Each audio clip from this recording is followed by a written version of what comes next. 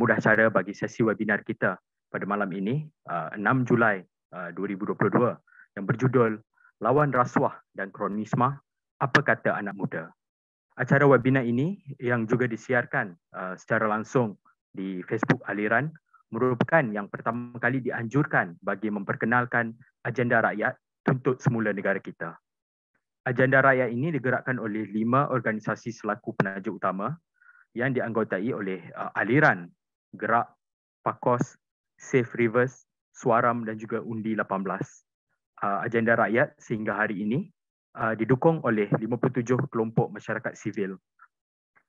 Seperti yang dimaklumkan, teras utama agenda rakyat merangkumi beberapa aspek penting di dalam usaha masyarakat sivil untuk mengetengahkan tuntutan masyarakat sivil secara berterusan, khususnya menuju ke pilihan raya umum yang ke-15 yang nanti akan dilakukan. Antara teras utama di dalam agenda rakyat ini, yang pertama adalah untuk menegakkan maruah serta kualiti kehidupan rakyat. Yang kedua, menggalakkan pembangunan yang saksama, lestari serta dapat menangani krisis alam sekitar. Yang ketiga, meraihkan kerencaman dan keterangkuman. Yang keempat, menyelamatkan demokrasi dan mengangkat keluhuran undang-undang. Dan yang terakhir adalah soal melawan rasuah dan kronisma. Dan soal melawan rasuah dan kronisma inilah yang menjadi isu ataupun topik perbincangan kita pada hari ini. Tanpa membuang masa, saya cukup berbesar hati untuk memperkenalkan barisan panelis kita pada hari ini yang masing-masing sebenarnya cukup berpengalaman serta mempunyai latar belakang yang cukup luas dari aktivisme politik ke mahasiswa sehinggalah ke soal membuat dasar pada hari ini. Yang pertama, saya ingin memperkenalkan Aira Azhari. Beliau merupakan seorang penganalisa politik bagi sebuah agensi think tank, IDEAS, iaitu Institute for Democracy and Economic Affairs. Melalui gerak kerja penyelidikannya di IDEAS, Aira aktif menyampaikan pendapat melibatkan beberapa isu penting, khususnya soal reformasi pentadbiran. Beliau merupakan graduan dari London School of Economics and Political Science di dalam bidang perundangan awam antarabangsa, juga merupakan alumni beberapa badan organisasi seperti Frederick Normans Foundation, International Academy, Global Institute for Tomorrow's Malaysia Young Leaders Program serta US Department of State's International Visitor Leadership Program yang memfokuskan kepada ketelusan dalam soal pentadbiran. Manakala ahli panel kita yang kedua, Nakib Al-Husaini, wakil mahasiswa yang datang dari Fakulti Pendidikan dan sekarang mengambil jurusan Teaching English as a Second Language di Universiti Malaya. Beliau seorang yang aktif bersuara tentang pemerkasaan hak asasi mahasiswa di dalam kampus dan juga kini aktif selaku salah seorang ahli kabinet Kesatuan Mahasiswa Universiti Malaya dengan memegang portfolio sebagai Setiausaha Hal Ehwal Mahasiswa dan juga merupakan Komrad Demokrat Malaya. Dan yang terakhir, pada hari ini, yang menggantikan saudara Adam Adli yang mempunyai komitmen lain adalah saudara Kamil Munim yang juga bukan calang-calang orangnya. Beliau baru saja merangkul jawatan selaku Timbalan Ketua Pemuda PKR di dalam pilihan raya Parti Keadilan Rakyat baru-baru ini dan bergandingan bersama Adam Adli sebagai dalam satu pasukan. Kamil merupakan anak jati Kuala Kangsar dan merupakan graduan ijazah sarjana muda undang-undang dari Universiti Islam Antarabangsa. Beliau sudah lama terlibat aktif dengan gerakan politik sejak zaman bergelar mahasiswa dan sekarang bekerja sebagai seorang peguam di Petaling Jaya. Jadi, sebagai makluman kepada teman-teman yang mengikuti webinar kita secara langsung di Facebook Aliran pada malam ini, perbincangan kita ini ada 3 pusingan, iaitu setiap pusingan itu sekitar 5 hingga 7 minit bagi setiap soalan dan selepas itu kita buka kepada semua para pendengar untuk berkongsi pandangan dan soalan. Pandangan kalian boleh dikongsikan di ruang chat Facebook, ruang komen Facebook untuk dibacakan saya nanti kepada teman-teman panelis. Jadi tanpa membuang masa, saya fikir ada satu persoalan ataupun satu tanggapan tentang rasuah di Malaysia di mana setiap orang ada pengalaman tentang rasuah. Kalau bukan saudara mara kita, mungkin jiran kita pernah melalui hal ini. Jadi mungkin untuk memulakan perbincangan hari ini, saya ingin lontarkan soalan yang agak ringkas kepada teman-teman sebagai pembuka bicara kita pada malam ini. Kerana kita dapat lihat teman-teman panelis kita ini dari latar belakang yang berbeza. Ahli politik, mahasiswa dan pembuat dasar. Jadi mungkin kita boleh mulakan mungkin dengan wakil mahasiswa, saudara Nakib. Sebagai seorang mahasiswa, soal rasuah ini, apa yang cukup memberi kesan kepada mahasiswa itu sendiri pada hari ini dan mengapa? Mungkin saudara Nakib boleh kongsi sedikit pandangan tentang hal ini sebelum kita lanjut kepada Aira dan Kamil seterusnya. Dipersilakan saudara Nakib. Terima kasih banyak saudara Zikri. Saudara ada bagi tahu satu soalan, bagaimanakah mahasiswa ini terkesan atau nanti mungkin saya boleh cakap terjebak dalam budaya rasuah ini. Mungkin saya rasa semua yang dalam panel-panel ini pernah merasai satu budaya ini, iaitu budaya kabel. Budaya kabel ini orang kata kalau sebagai mahasiswa ataupun kalau semasa kita sekolah menengah baru lepas SPM, budaya kabel ni cukup popular. Sangatlah popular sehingga kan setengah mahasiswa, rakan-rakan saya sendiri pun banyak yang terkesan perlu mencarikan surat sokongan, perlu mendapatkan kabel-kabel dalaman hanya untuk mendapatkan penempatan di universiti. Tak kisahlah UiTM atau UM atau di zaman sekolah dulu saya pernah dengar banyak cerita dan pernah nampak melalui sendiri surat sokongan untuk masuk ke MRSM dan SPP. Budaya ini kalau kita tengok budaya kabel ni tak ada di bahasa mana pun, bahasa Inggeris ke, bahasa Itali ke, bahasa Itali, tak ada satu konotasi, tak ada satu dari segi linguistik itu, tak ada budaya kabel ini. Hanya ada dalam bahasa Melayu sahaja. So normalisasi kronisme dari segi budaya kabel ini dah terjebak dekat dalam budaya rakyat Malaysia ini sampaikan kita ini terpaksa terjebak dalam budaya rasuah untuk mendapatkan penempatan universiti. Sedangkan penempatan universiti ini adalah untuk semua.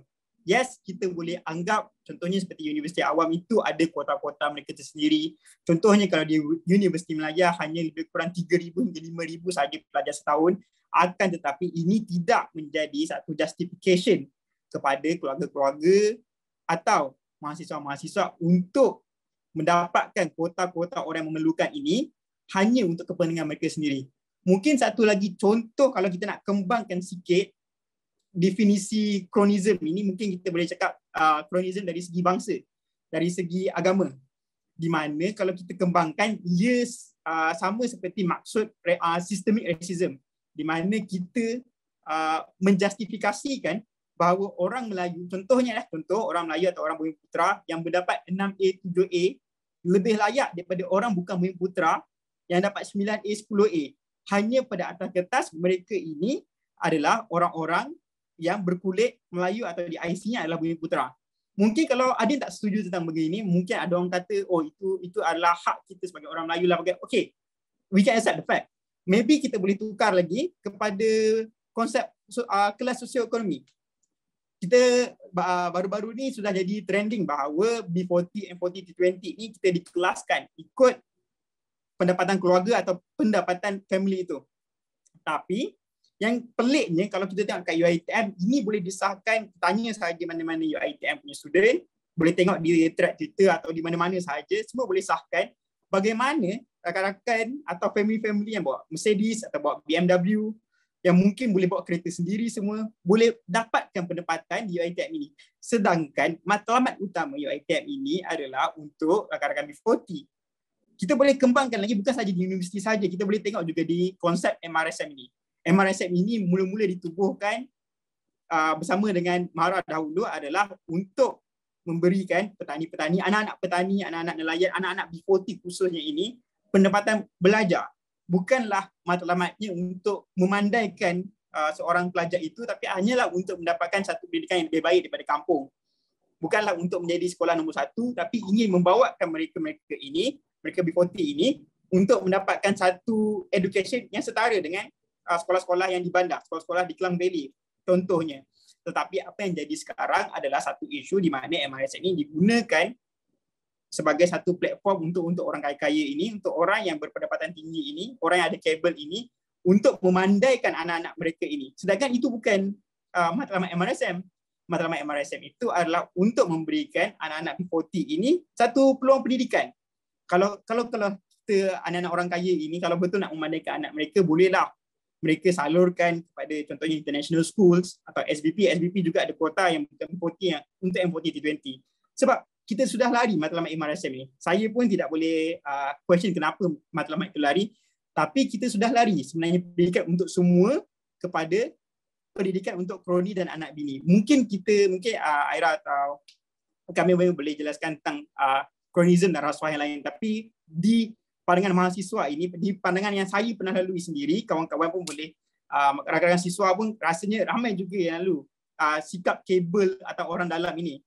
Mungkin boleh sahkan bahawa betul atau tidak sebenarnya benda ini berlaku, dan saya boleh rasakan, saya boleh yakin bahawa 90% akan percaya bahawa sikap kronisme dan kabel budaya dalam ini adalah sangat dinormalisasikan di budaya masyarakat Malaysia ini. So, berbalik kepada saudara Zikri.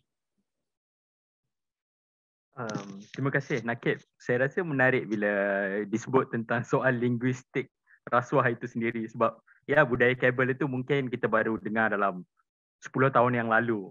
Tapi yalah, perkataan-perkataan seperti makan suap, duit pelincir, duit bawah meja, itu menjadi kosakata yang normal bagi kita di rakyat Malaysia. Bukan saja merangkumi soal pendidikan, tapi ya dari pembinaan dan sebagainya, itu memang semua ada terlibat. Dan menarik bila kita kaitkan dengan soal kronisme itu tadi, dan bagaimana ia memberi kesan kepada struktur itu, permasalahan struktural di dalam masyarakat kita sendiri. Ya, mungkin kepada Aira seterusnya, sebagai seorang yang terlibat membuat dasar secara aktif dan sebagainya, apakah aspek rasuah yang sebenarnya memberi kesan kepada Aira sendiri? Misalnya bila bertemu dengan mungkin kawan-kawan penggubal di peringkat Dewan Rakyat ataupun di dalam kerajaan dan sebagainya. Mungkin boleh kongsikan pendapat Aira tentang hal ini? Dipersilakan. Baik, terima kasih Zikri dan juga Aliran kerana jemput saya malam ni. Saya rasa pertama kali saya dapat peluang untuk berkongsi pendapat di forum Aliran. Jadi soalan Zikri ni menarik sebab saya pun sebenarnya baru pulang dari forum yang dianjurkan oleh Bersih dan juga Majlis Peguam satu hari ni. Forum ni 2 hari, jadi hari ni hari pertama, esok hari kedua. Dan forum membincangkan tentang reformasi-reformasi institusi dari pelbagai segi. Ya, dari pagi tadi kita ada bincang tentang limiting the prime minister term. Ya, jadi ada dalam MOU yang ditandatangani oleh kerajaan dan juga pembangkang pada tahun lepas, ada provision yang mengatakan bahawa kita nak hadkan terma Perdana Menteri kepada 2 terma sahaja. Dan ada juga bincangkan tentang pelbagai isu lagi lah, seperti bagaimana Jabatan Peguam Negara harus dijadikan lebih mandiri, lebih independen, ya, dan boleh menjalankan tugas dengan lebih integriti. Jadi bila kita cakap tentang rasuah dan dalam kajian dan dalam interaksi seharian saya, rasuah itu sebenarnya sangat luas, ya. Dia bukan sahaja tentang kita bagi duit suap ataupun tentang bila kita kena tahan dengan polis trafik, kita adalah kita bagi sedikit wang supaya tak kena saman, ya. Dan sebenarnya rasuah itu sangat luas, dan rasuah melibatkan institusi-institusi negara dari akar umbi sampai ke yang paling tinggi, ya. Dan mungkin hari-hari kita baca di ruangan-ruangan akhbar, di media sosial tentang kes 1MDB contohnya, tentang kes Zahid Hamidi contohnya, ya. Dan kita dalam kepala kita rasa macam untuk rakyat Malaysia yang bukan dalam kelas politik ya, ataupun yang bukan dalam T20 atau T5 contohnya, jumlah wang dalam kes-kes ni kita tak boleh nak faham, kita tak boleh nak bayangkan berapa banyak wang yang terlibat dalam kes-kes rasuah seperti ini. Dan sebab tu bila kita cakap tentang rasuah, saya tak suka gunakan contoh-contoh yang sebegitu sebab saya rasa dia sangat jauh daripada imajinasi kita. Tapi mungkin kita boleh fikir tentang bagaimana rasuah, salah guna kuasa, dia memberi impak kepada contohnya kualiti pendidikan, kepada kualiti sistem kesihatan kita, kepada sistem pengangkutan awam kita yang saya rasa tengah ramai dekat Twitter komplain tentang pengangkutan awam kita, tentang bagaimana masalah banjir yang tak selesai dari tahun ke tahun, yang actually dia semakin teruk masalah banjir di negara kita kebelakangan ini. Jadi saya rasa struggle ataupun mungkin satu taktik ataupun strategi yang masih belum lagi kami dari masyarakat sivil ataupun dari think tank, kami belum lagi faham macam mana kita nak communicate isu-isu rasuah ini dengan kehidupan seharian rakyat Malaysia. Sebab macam saya katakan tadi, kalau you cakap pasal 1MDB tak jalan, you cakap pasal kes rasuah Zahid Hamidi tak jalan. Dan ada satu persepsi dalam kalangan sesetengah aktivis masyarakat, kalau orang Malaysia ni tak kisah pasal 1MDB ataupun pasal kes Zahid Hamidi, maknanya you are an ignorant person, atau you ni jenis yang macam korang ni tak faham ke betapa teruknya kes ni. Tapi saya tak suka ambil approach macam tu. Sebab macam saya katakan tadi, jumlah wang yang terlibat dalam kes-kes ni, dia jauh melangkaui imajinasi kebanyakan rakyat Malaysia. Dan sebenarnya kita nak faham money trail tu pun susah kan. Jadi why not kita cakap pasal rasuah as something yang memberi impak kepada kehidupan seharian kita. Dan lagi satu mungkin saya nak sentuh tentang hal institutional reform dan kenapa kita kena ada sistem semak dan imbang yang sangat kukuh ya, dan yang berfungsi dengan baik, sebab kita kena faham bahawa ketirisan yang berlaku, salah guna kuasa yang berlaku di peringkat yang tertinggi mendatangkan kesan kepada rakyat yang terbanyak. Dan bagaimana kita nak tunjukkan connection tu ya. Dan saya rasa belum ada lagi sama ada parti politik ataupun NGO ataupun think tank ataupun mana-mana gerakan yang boleh tunjukkan hubung kait tu dengan jelas. Dan saya sendiri struggle dengan benda ni sebab saya pun fikir macam because in civil society kita ada satu macam dikotomi tau. Kita ada satu dikotomi di mana bila kita sembang tentang institutional reform, tentang parlimen, tentang pendanaan politik, tentang peruntukan ahli parlimen contohnya, pushback yang kita dapat daripada sesetengah pihak adalah diorang akan kata kenapa civil society suka sembang pasal perkara-perkara ni ya. Macam benda ni bukannya affect periuk nasi rakyat. Dan this is not bread and butter issues. Ni dia selalu digunakan frasa bread and butter issues ni yang saya kurang gemar sebab sebenarnya tanggungjawab kita sebagai aktivis masyarakat sivil, sebagai ahli politik yang nak mengubah Malaysia ialah untuk menunjukkan bagaimana institutional reform, independent institutions itu sebenarnya adalah it cannot be separated from bread and butter issues. Bahawa kalau institusi kita semua rosak, kita politicians control our institutions, maka implikasi dia ialah penduduk nasi rakyat yang akan terkesan seperti yang kita tengok sekarang. Tapi saya rasa hubung kait tu belum dapat ditunjukkan dengan jelas dan saya sendiri pun masih struggle lah dengan perkara itu. Tapi kenapa saya kongsi ni sebab saya macam saya katakan tadi, saya sehari ni di dalam forum bersih ni saya sangat terkesan dengan bagaimana kebobrokan institusi itu sebenarnya adalah satu isu fundamental yang menandakan kesan yang sangat-sangat buruk dan kesan yang bukan mudah untuk kita perbaiki tau. The impact is so deeply rooted that kalau kita nak perbaiki sistem tu dia akan mengambil masa yang lama. Dan saya risau Malaysia ada di satu we are at a place where we might not be able to turn back lah dalam hal ini. Dan dan sebab itu saya nak mungkin ajak kawan-kawan pada hari ini untuk lihat rasuah itu sebagai perkara yang lebih luas dan perkataan rasuah tu saya rasa mungkin can be a bit misleading juga sebab kita rasa rasuah tu macam macam something yang hanya melibatkan the abuse of public resources ataupun memberi duit untuk memudahkan some benda yang you nak buat, tapi sebenarnya dia lebih luas daripada itu. Dan dari segi impact, dari segi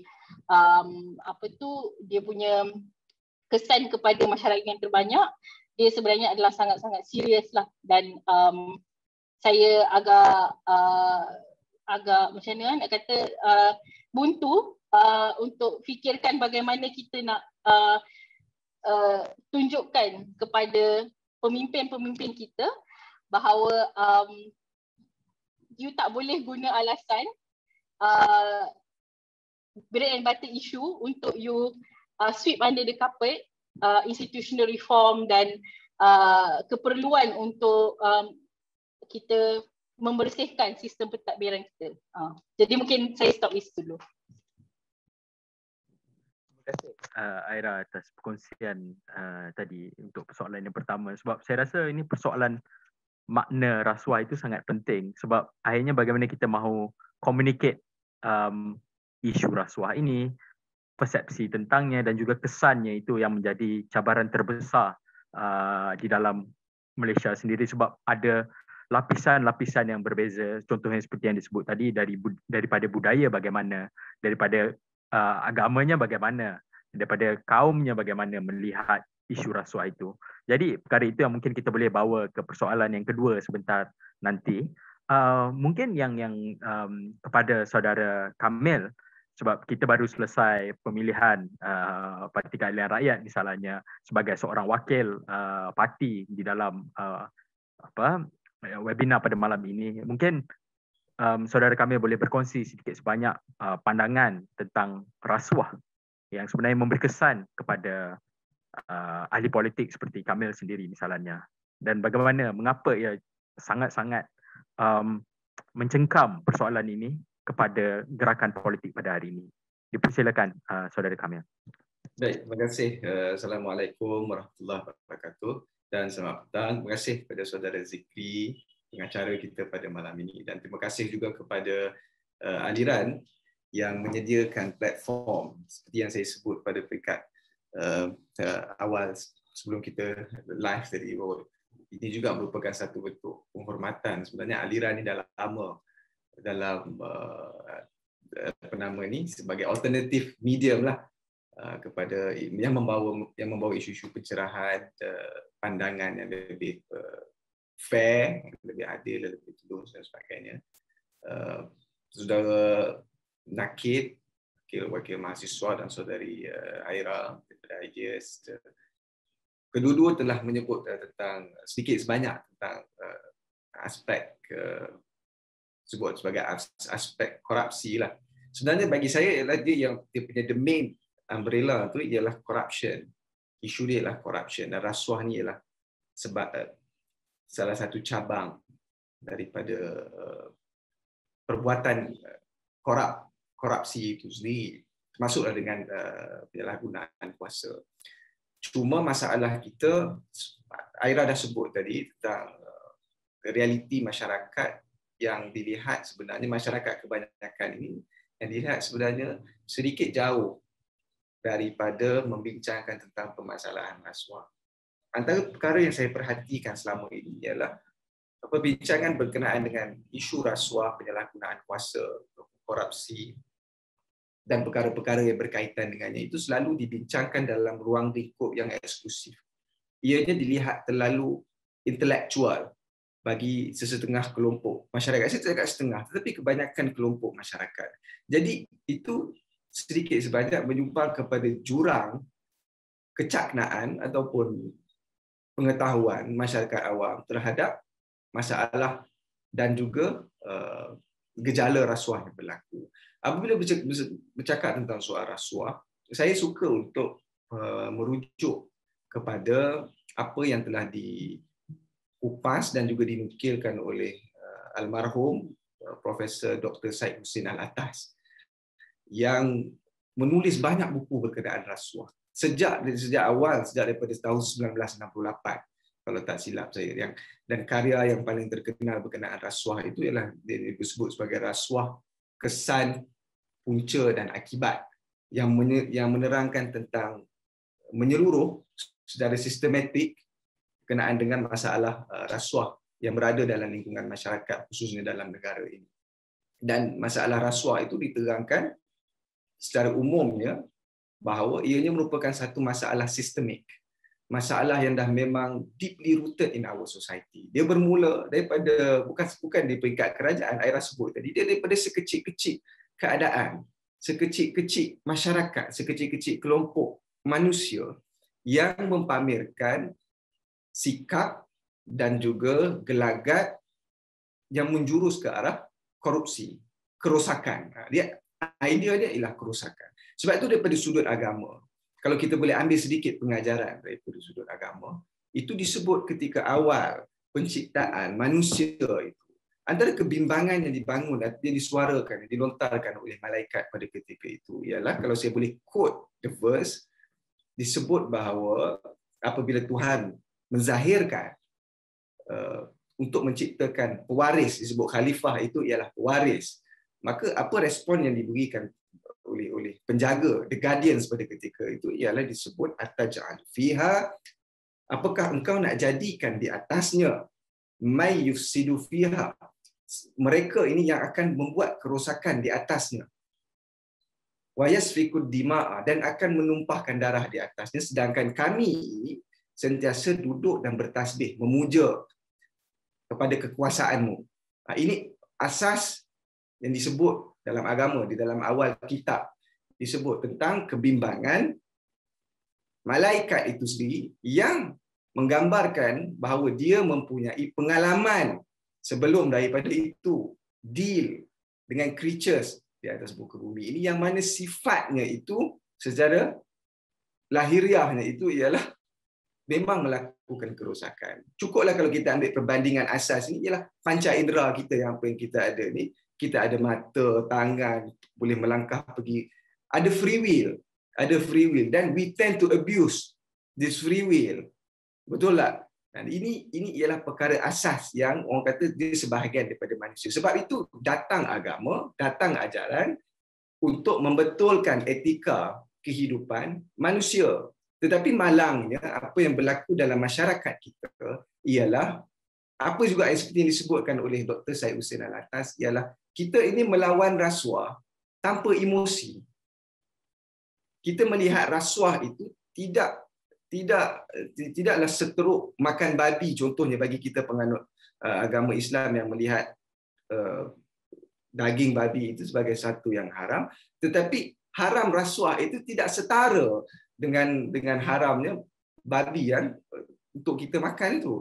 Jadi di peringkat masyarakat bawahan, maksudnya di layer di bawah, maksudnya dari sudut pendidikan itu sendiri, pencerahan, golongan agamawan yang seharusnya memainkan peranan untuk menekankan nilai-nilai ajaran dalam agama, etika, tentang soal ketelusan, soal tanggungjawab, amanah dan sebagainya, gagal dalam tugas mereka untuk melakukan pencerahan ini, memberikan pencerahan ini kepada masyarakat kebanyakan. Sebab kita kena ingat bahawa seperti yang disebut oleh Marx, ya, yang menyebut bahawa agama ini dia merupakan sesuatu yang dekat dengan masyarakat. Sebab itu agama sering menjadi alat untuk mengolah persetujuan, untuk mengolah sesuatu. Jadi dalam konteks hidup bermasyarakat, agama itu sepatutnya menjadi alat untuk menekankan nilai-nilai kemanusiaan, nilai-nilai etika, bukan saja dalam kehidupan keseharian, bahkan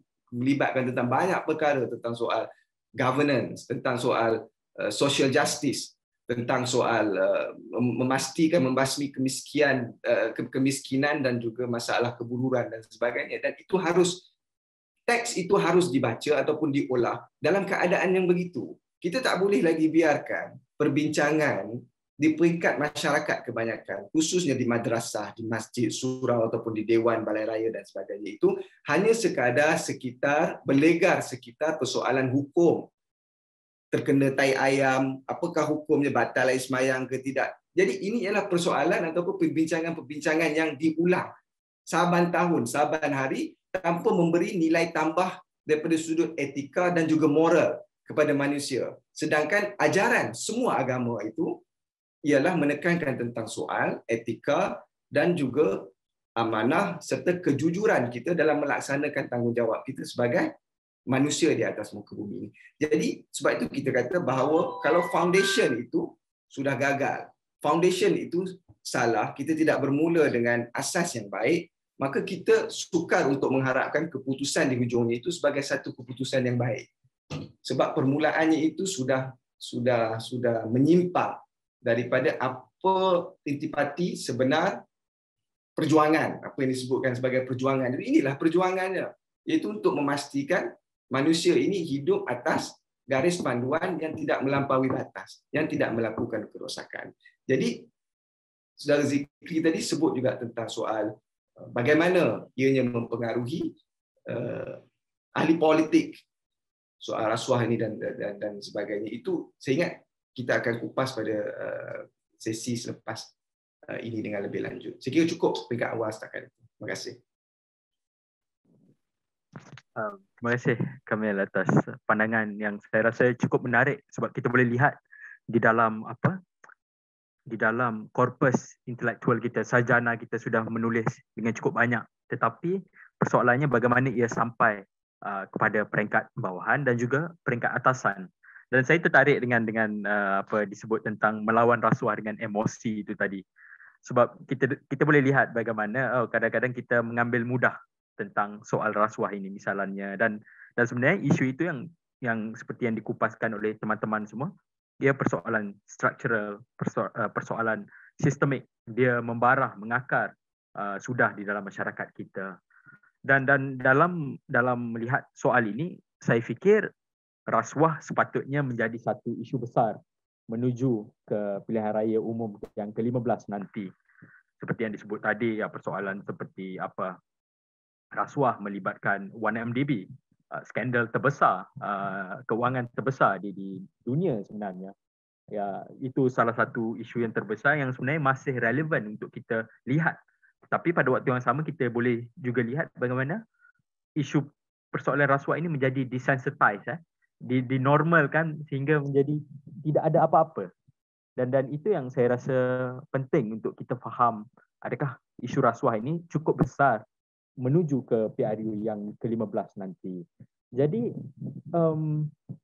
kepada teman-teman panelis pada hari ini, mungkin soalan yang pertama bagi pusingan yang kedua ini saya sampaikan kepada Aira sebagai seorang yang berpengalaman dan terlibat dengan pembuatan dasar cukup lama. Kalau kita boleh lihat, mungkin Aira sendiri terlibat waktu pertukaran 3 kerajaan lah, kalau kita boleh lihat daripada BN kepada PH pada 2018, kemudian PH ke PN 2 tahun kemudiannya, dan sekarang PN, dan mungkin sebenarnya BN itu sendiri masih ada. Jadi bagaimana sebagai seorang pembuat dasar dari perspektif Aira, apakah usaha bagi menghapuskan rasuah ini yang dilakukan oleh parti politik yang ada ataupun gabungan politik yang ada ini cukup di dalam usaha mereka menuju ke PRU 15? Adakah sebenarnya isu ini cukup besar untuk diketengahkan oleh mereka ataupun ia hanya jadi smoke screen, ya, hanya berlakon berwayang-wayang gitu? Ya, apa pandangan Aira tentang hal ini? Ya, saya rasa bila kita kupas tentang peranan ahli politik dalam melawan rasuah, saya rasa kita kena lihat dari 2 aspek. Yang pertama, seperti saya ceritakan tadi, hubung kait di antara rasuah dan juga hal-hal periuk nasi harus dibuat dengan jelas. Dan saya rasa sedikit janggal bila ada ahli politik, ada setengah aktivis masyarakat yang komplain, mengomel bila yang suka komplain tentang the ignorance of the rakyat, the so-called rakyat towards corruption. Dan bila mereka masukkan corruption tu, macam kita cakap tadilah 1MDB, kes-kes rasuah yang besar-besar yang sedang dibicarakan di mahkamah. Kenapa orang Malaysia tak kisah pasal benda-benda ni? Kenapa masih lagi kenapa Najib Razak masih ada lagi peminat-peminat yang kita boleh lihat dengan kempen Bosku dan sebagainya. Dan pada saya agak kecewa bila saya dengar tuduhan-tuduhan seperti ini, sebab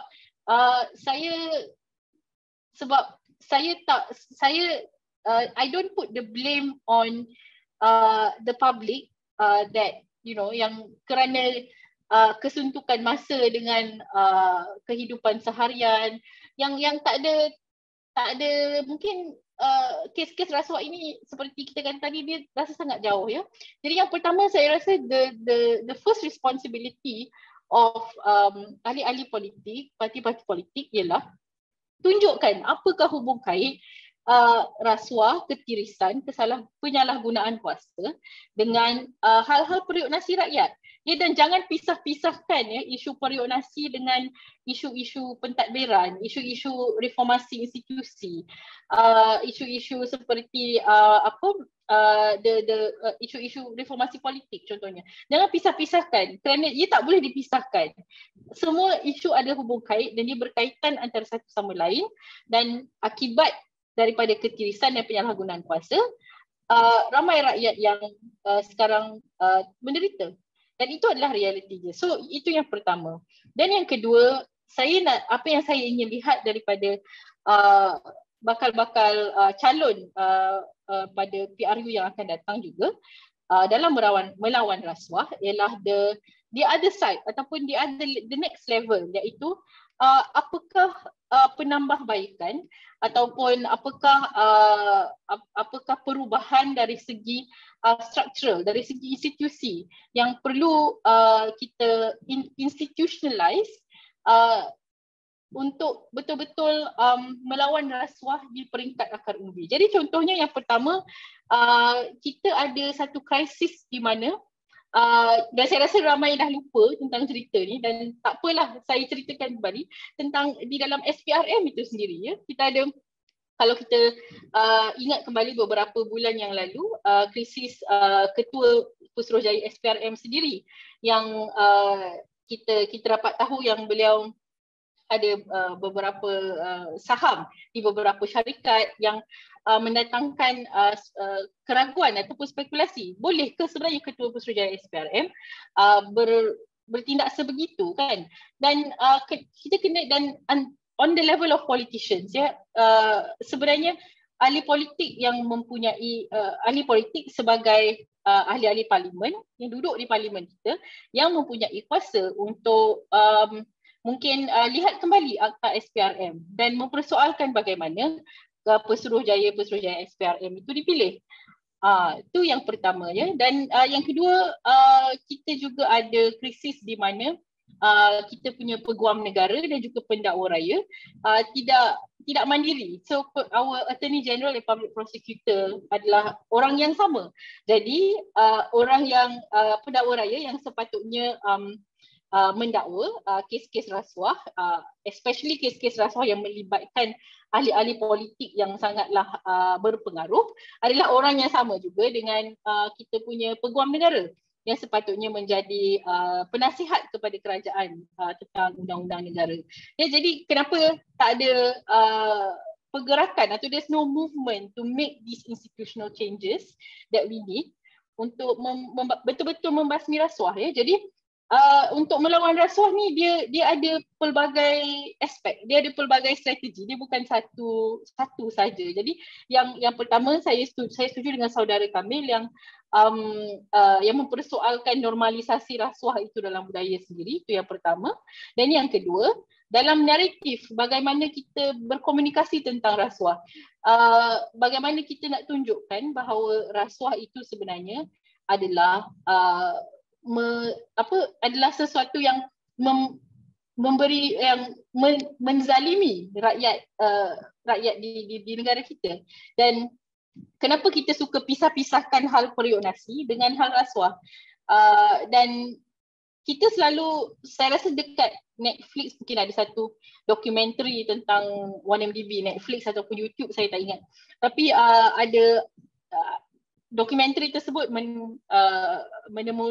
mewawancara beberapa nelayan, kalau tak silap saya, yang bertanya kepada nelayan-nelayan ini, kenapa pakcik-pakcik ni tak kisah ke yang Najib curi 2.6 bilion dari negara kita.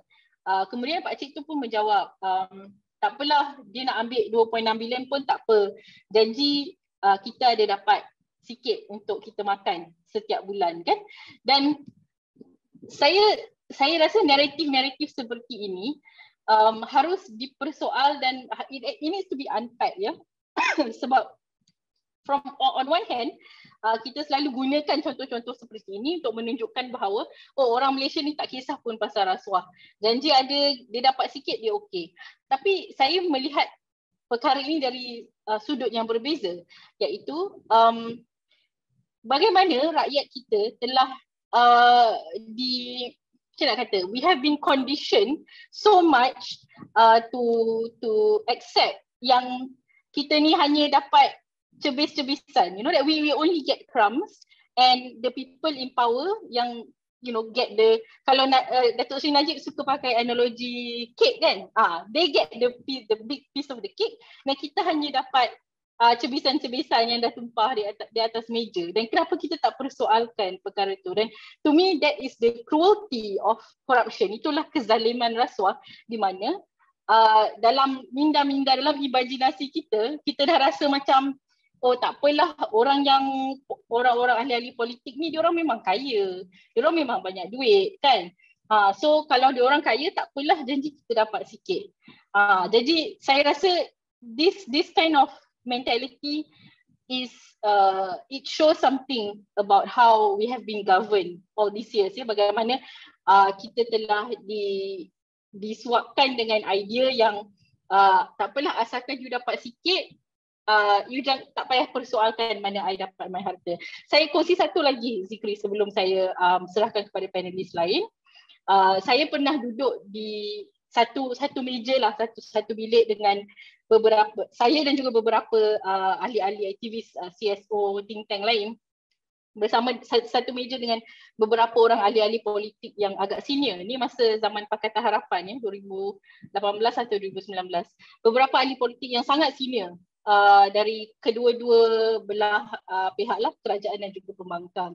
Dan ada seorang ahli parlimen ni, dia ahli parlimen pembangkang pada masa itu. Dia dari pihak IDEAS kami cadangkan macam-macam reform, iaitu kita kena ada undang-undang yang deklarasi aset, contohnya, yang kita tak ada.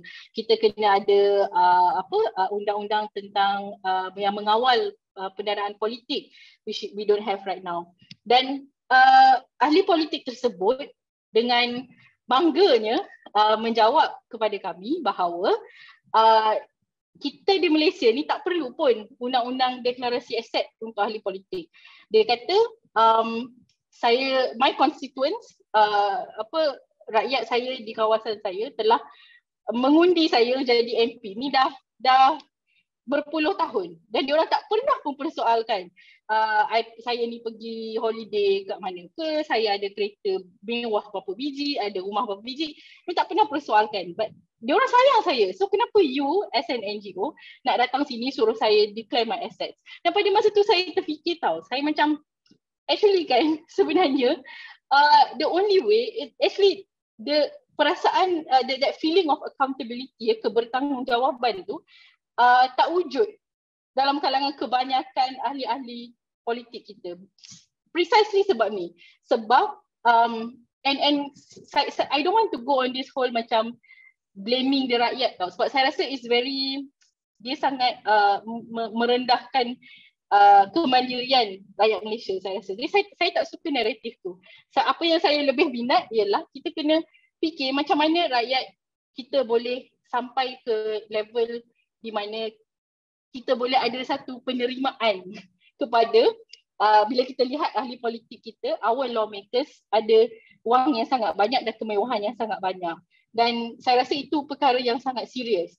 Dan mungkin menjadi satu tanggungjawab untuk kita kupaslah kenapa normalisasi itu berlaku, ya. Dan ini bukan this is not like something common tau. Kalau kita tengok di negara-negara, kita suka guna contoh Angela Merkel contohnya yang hanya naik basikal pergi office contohnya. So perkara ni ada berlaku, ya. This kind of accountability tu ada di sistem demokrasi yang lain. Tapi kenapa di Malaysia kita sampai ke tahap ni? Jadi saya nak kita kupas perkara itu kalau boleh dalam circle-circle aktivisme kita. Ya. Terima kasih Aira. Saya rasa perkongsian tentang pengalaman peribadi bersama ahli politik kita sendiri dan juga bagaimana keterlibatan di dalam peringkat dasar, misalnya dengan mengetengahkan soal deklarasi aset ataupun pendanaan politik, itu cukup penting. Tetapi mungkin sebentar lagi kita boleh kongsikan daripada pendapat Kamil sendiri dan Nakib sendiri tentang soal tekad politik oleh masyarakat dan juga ahli politik kita sendiri. Mungkin nanti kita boleh bicarakan secara lanjut tentang hal itu. Tetapi mungkin kepada saudara Nakib, selaku wakil mahasiswa, kita sedar bahawa pada pilihan raya yang akan datang ini akan muncul hampir 5.8 juta pengundi baru, khususnya selepas undang-undang undi 18 diluluskan. Jadi kita ada potensi pengundi baru yang akan muncul. Tetapi soalnya, adakah mereka ini melihat rasuah sebagai isu yang utama, ataupun adakah mereka merasakan bahawa seperti yang dikongsi tadi, rasuah mungkin berlaku seperti yang dikongsi sebentar tadi, tetapi kita boleh survive, kita boleh teruskan. Jadi bagaimana kita mahu galakkan mahasiswa untuk bukan saja keluar mengundi misalnya, tetapi terlibat dengan politik secara meluas, atau seperti yang dinyatakan oleh Kamil tadi, melawan rasuah itu dengan penuh emosi. Ya, kerana kita tahu mahasiswa itu tenaganya cukup ampuh lah kan. Jadi mungkin boleh kongsikan pendapat selaku wakil mahasiswa. Dipersilakan. Baik, terima kasih banyak-banyak saudara Zikri. Maybe sebelum saya jawab pandangan mahasiswa ini terhadap rasuah, mungkin saya boleh kongsikan sedikit pandangan mahasiswa itu sendiri terhadap politik. Dan kalau saya boleh bawa satu contoh adalah politik kampus. Contohnya kalau di UM sendiri, kita baru 3 minggu lepas kita ada campus elections, dan alhamdulillah tahun ni kita dapat one of the highest turnover rate, iaitu 59%. And kalau kita comparekan dengan contohnya universiti seperti UKM dan UIA, mereka punya turnover rate adalah bawah 50, dan tak silap saya kalau UIA bawah 40. Tapi apa yang saya ingin bawakan di sini adalah untuk ambil reason why, kenapa mahasiswa itu sendiri tidak turun ke kampus, sedangkan calon-calon itu sendiri, contohnya macam saya pada 3 minggu lepas pergi kempen di semua fakulti, di semua college. Tapi kenapa mereka ni masih, kalau orang Kedah kata ketegak, masih macam susah sangat nak pergi mengundi.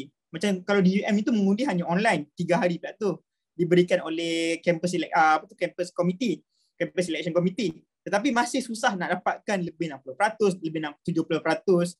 Dan bila kita tanya balik kepada mahasiswa lepas election, bila kita buat survey, bila kita buat analisis, bukanlah mahasiswa itu malas mengundi, bukanlah mahasiswa itu tidak mahu mengundi, tetapi ada satu sentimen yang mereka katakan mereka sudah muak dengan politik. Mereka kata ini politik ni foto, mereka kata ini macam rasuah ini sudah dinormalisasikan. Kalau kau masuk politik, mesti nak kena guna rasuah, mesti nak kena guna ada kabel. Contohnya kalau tidak silap saya, ada yang satu drama yang mengatakan adalah salah satu gerakan di Universiti Malaya itu telah menerima dana politik luar, dana parti politik luar, walaupun sebenarnya itu hanyalah ura-ura. Dan itulah salah satu sebab kenapa saya rasa walaupun kita ada banyak pengundi-pengundi, bakal-bakal pengundi baru ini untuk PRU 15 ini, tetapi adalah tanggungjawab kita semua, tanggungjawab saya, tanggungjawab semua NGO, civil society, parti politik adalah untuk turun pergi on the ground, adalah untuk menyediakan satu pendidikan literasi politik, satu pendidikan, satu modul, orang kata modul untuk menyemaikan amalan demokrasi itu sendiri kepada mahasiswa-mahasiswa ataupun pengundi-pengundi baru ini. And salah satu masalah yang kita nampak juga adalah civil societies or maybe parti politik ini atau idea sendiri, idea aktivisme itu sendiri hanya berkecimpung di Klang Valley. Mungkin di universiti, macam contohnya di UF, UIA, UKM. Tapi bila kita pergi keluar, pergi ke UiTM, pergi ke UM, pergi ke UTM, UPR, semua tu mostly mereka sendiri, kalau di UM sendiri pun ada banyak lagi mahasiswa yang kata politik kotor-kotor, kami tak nak join langsung politik termasuk dengan mengundi, walaupun mereka tahu mengundi itu hak mereka. Tapi kalau kita pergi keluar Klang Valley, sentimen-sentimen itu lagi kuat. Jadi kita dalam cuba untuk menerapkan mereka bahawa rasuah ini adalah salah satu isu yang besar, adalah kita kena ingatkan bahawa ada implikasinya terhadap semua orang, termasuk mahasiswa itu sendiri, apabila mereka tidak mengundi atau mereka mengundi orang-orang yang telah terjebak dengan rasuah, orang-orang yang tidak bersetuju. Untuk contohnya macam Aira tadi kata, untuk beritahu aset mereka tidak tahu implikasi itu. Dan dengan itu adalah tanggungjawab, contohnya macam seperti saya di dalam kesatuan ini, untuk memberikan literasi politik kepada semua dan bukan hanya untuk golongan circle-circle yang terpencil. Dan apabila kita ingin, orang kata, menyediakan rakan-rakan mahasiswa atau pengundi-pengundi baru 18 tahun dan ke atas ni, adalah penting untuk kita biasakan mereka mengundi dan tahu sistem undi itu.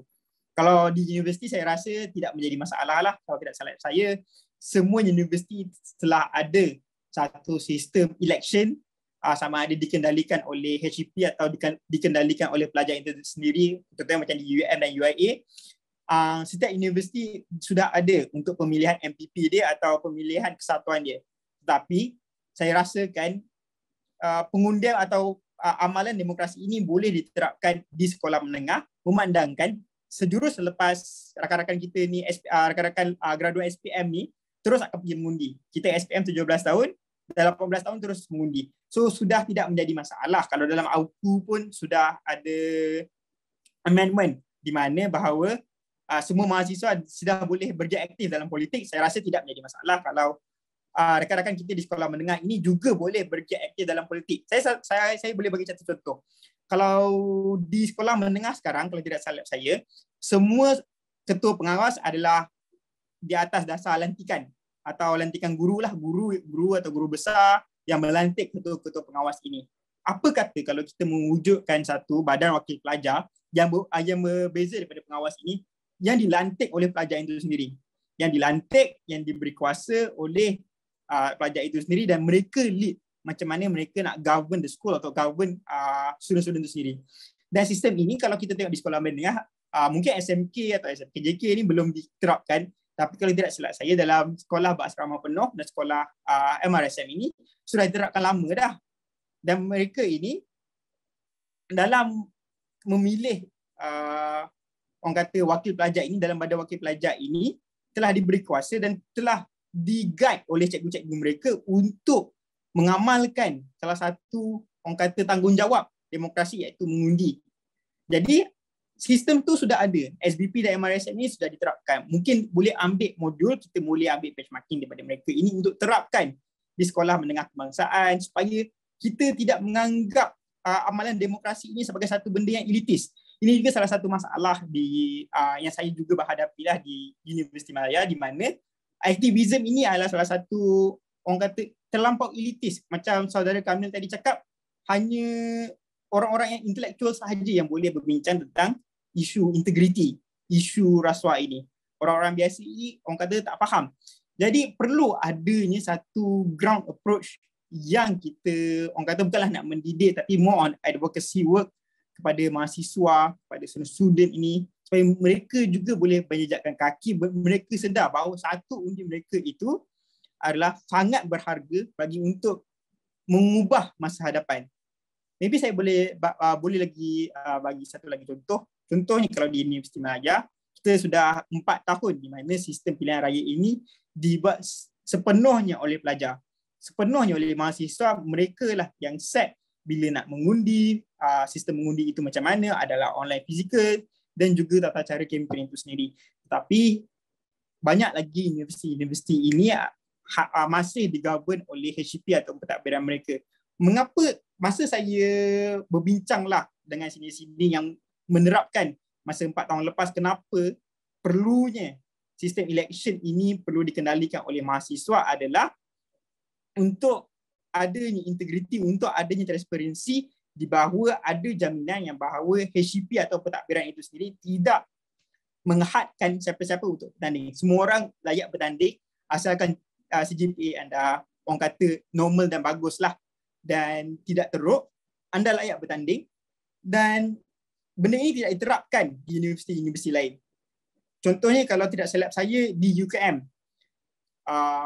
jikalau anda ingin bertanding, anda perlu mendapatkan kelulusan bukan sahaja pada dekan dan juga perlu mendapat kelulusan pada TNC HCP atau Timbalan Naib Chancellor HCP. Dan jika anda tidak dapat kelulusan itu, anda tidak layak bertanding. Dan kita mempersoalkan kenapa walaupun semua kriteria untuk bertanding itu sudah dipenuhi, tapi perlu mendapatkan kelulusan daripada pihak-pihak pentadbiran ini. Dia menjadikan satu loophole kepada pentadbiran ini boleh menghadkan siapa-siapa. Contohnya kalau kita boleh bagi salah satu contoh, di UiTM Cawangan Kelantan pada baru-baru ini telah mengeluarkan satu statement mengenai turun harga barang. Dan rektor, timbalan rektor Universiti UiTM ini turun ke UiTM Kelantan dan bagi warning kepada pelajar tersebut untuk tarik balik statement tu. Sedangkan statement tu hanyalah untuk mendiskusi masalah isu harga barang. Dan untuk membuatkan teruk lagi, sekumpulan pelajar itu adalah sekumpulan pelajar ekonomi. Mereka ada ilmu, bukannya mereka tak ada ilmu untuk berbincang tentang soal isu ekonomi, soal isu inflasi, tapi disebabkan perkara ini tidak pro kerajaan, tidak pro pentadbiran, mereka dihalang. Itulah salah satu benda yang kita nak cuba tukar di semua universiti-universiti untuk memberikan kuasa kepada mahasiswa ini, bukanlah kuasa tapi orang kata lebih kepada autonomi kepada mahasiswa ini agar mereka boleh govern sendiri, mereka boleh lead sendiri. Tidak ada tangan-tangan gaib, tidak ada tangan gaib yang daripada pentadbiran, tak ada tangan gaib daripada tangan luar atau pihak kerajaan yang mengawal mahasiswa ini. Mahasiswa ini sekarang dah ada kuasa mengundi. Undi 18 tu dah berjaya untuk dilaksanakan. So PRU 15 ini mereka sudah layak mengundi. Mengapa kita tak kembangkan lagi kepada semua mahasiswa-mahasiswa untuk govern diorang punya pilihan raya sendiri? Dan kita balik pada topik asal di mana isu rasuah ini. I think everyone, contohnya Encik Aira dan kami juga setujulah bahawa approach yang kita telah gunakan di mana apabila kita cakap soal isu YMDB, isu Zahid Hamidi, dia tidak memahami, susah nak dipahami oleh mahasiswa untuk orang-orang biasa untuk mereka relatekan dengan daily life mereka. Jadi kita di pandangan mahasiswa sendiri perlunya ada satu approach yang kita perlu. Kalau rasuah ini dilakukan, apa akibatnya kalau mereka sudah menjadi graduan? Contoh, for example, kalau meritnya sama dengan rakan-rakan lain tapi tiba-tiba kalau keluarga itu hanya dapat ada duit lebih dan boleh bayar kerajaan, mereka tiba-tiba dapat kerja kerajaan. Itu implikasi yang kita boleh bagikan kepada mahasiswa. Contohnya kalau kita nak bawa ke usia muda sikit, contohnya pelajar ini lepasan graduan SPM dan ingin masuk matrikulasi atau foundation studies, kita boleh bagi tahu mereka. Kalau contohnya rasuah ini berleluasa, kronisme ini berleluasa, sistem kabel itu sendiri masih dinormalisasikan. Kalau anda ada merit yang lebih tapi hanya disebabkan anda ini tidak ada duit, tidak ada kuasa, tidak ada orang dalam, anda tidak boleh masuk universiti, anda tidak boleh masuk matrikulasi. Dan rakan-rakan anda yang tidak sama meritnya atau meritnya lebih rendah, tapi sebabkan mak bapak mereka itu YB, mak bapak mereka itu ada kontrak dengan kerajaan, mereka terus dapat universiti itu. Itu yang kita kena terapkan, itulah naratif yang perlu diterapkan oleh mahasiswa, NGO, maybe parti politik juga. Dan maybe satu lagi isu adalah untuk tidak limitkan skop kita, geolokasi kita ini hanya kepada Klang Valley. Perlunya kita luaskan lagi, orang kata kalau Johor, lagu Chan Johor Bola tu luaskan kuasamu kan. Kita perlu luaskan lagi advokasi aktivisme ini kepada semua golongan masyarakat, tak kisah di Kelantan ke di Sabah ke di Sarawak ke di Perlis ke, semua kena faham itu. So perlunya ada satu naratif yang boleh difahami oleh semua golongan masyarakat. Contohnya kalau kita ni berkempen, contohnya pergi jelajah, contohnya kita nak pergi buat workshop, satu modul. For example, apabila kita pergi Kelantan, kita haruslah sediakan satu modul yang dapat difahami oleh rakyat-rakyat Kelantan. Contohnya kita naikkan isu, contoh isu air, atau isu-isu gaji minimum di sana, atau isu kes gangguan seksual, kes perkahwinan bawah umur. Dan apabila kita ke Johor, kita tukar naratif kita, contoh kepada high speed railway, supaya isu-isu ini difahami oleh rakyat setempat. Sebab isu yang ada di Klang Valley ini mungkin tidak difahami oleh isu-isu luar, atau isu-isu yang duduk di for example di Sabah Sarawak. So yang paling penting adalah untuk menyediakan mahasiswa atau orang-orang muda ni adalah untuk kita memahami mereka dahulu, kita fahami mereka dan kita sesuaikan diri dengan mereka. Jadi itu sahajalah daripada saya kembalikan floor ini kepada saudara Zikri. Terima kasih kepada Nakib. Saya rasa cukup menariklah sebab kita dapat dapatan ataupun pandangan daripada kawan-kawan mahasiswa sendiri, di mana bukan tidak ada eksperimen ataupun percubaan untuk menggalakkan lagi soal pendidikan, misalnya tentang soal rasuah dan sebagainya. Ia berjalan, tetapi mungkin perkara-perkara ini yang mungkin yang kita boleh cuba usahakan bersama. Mungkin NGO ya, mereka ada modul, bagaimana kita mahu sampaikan kepada teman-teman mahasiswa. Mungkin selepas ini kita ada kolaborasi yang baik mungkin daripada perbincangan pada hari ini ya. Dan ya, satu lagi yang saya rasa cukup penting adalah persoalan tentang pendidikan formal dan tidak formal. Ya, pendidikan formal mungkin di dalam universiti, tetapi tidak formal seperti perbualan, percakapan dan juga bengkel dan sebagainya, itu yang sudah dijalankan oleh teman-teman mahasiswa itu saya rasa menarik, seperti yang juga disebut oleh Kamil pada awal tadi, bagaimana kita mahu menggunakan contohnya masjid ataupun ruang-ruang agama, gereja ataupun kuil dan tokong itu sebagai ruang di mana kita dapat bercakap tentang soal rasuah. Jadi tanpa membuang masa, kita ke saudara Kamil untuk persoalan yang seterusnya. Ya, pada hari ini kita maklum bahawa Kamil adalah satu-satunya wakil parti politik pada malam ini, dan juga mungkin beberapa persoalan tadi yang diutarakan oleh Aira dan juga Nakib juga mahu ditambah oleh Kamil sendiri, kerana kita tahu bahawa kita sudah ada pengubahan dasar, kita ada satu tuntutan terhadap keperluan untuk reformasi SPRM ataupun Jabatan Peguam dan sebagainya. Tetapi kita melihat di dalam kerangka sebagai parti politik atau ahli politik itu, bagaimana posisi anda ini dapat menunjukkan satu tekad bahawa kita perlu untuk menghapuskan rasuah sehingga akar umbi. Bagaimana saudara Kamil dapat berkongsi sedikit pandangan tentang hal ini? Dipersilakan. Baik, antara faktor yang boleh menyumbang kepada perlawanan menentang rasuah dan juga korupsi ini ialah tentang soal peranan kepimpinan itu sendiri. Iltizam politik ataupun disebut sebagai tekad politik, dan juga tentang soal integriti yang mana kita perlu sentiasa tekankan dalam mana-mana pendekatan ataupun kalau dalam konteks politik ini di mana-mana pentas ataupun media ataupun ceramah politik. Sebab kalau kita lihat daripada sejarah politik dalam negara ini, kita berjaya membuatkan seorang individu yang terkenal sebagai seorang anti-reform itu mula bercakap tentang soal reformasi menjelang pilihan raya. Dan akhirnya rakyat di luar sana menilai bahawa ungkapan ataupun cakap-cakap orang politik ini tidak lebih daripada sekadar retorika semata-mata. Tetapi apabila punya kedudukan dan juga kuasa, peluang untuk melaksanakan perubahan, itu tidak berjaya dilaksanakan.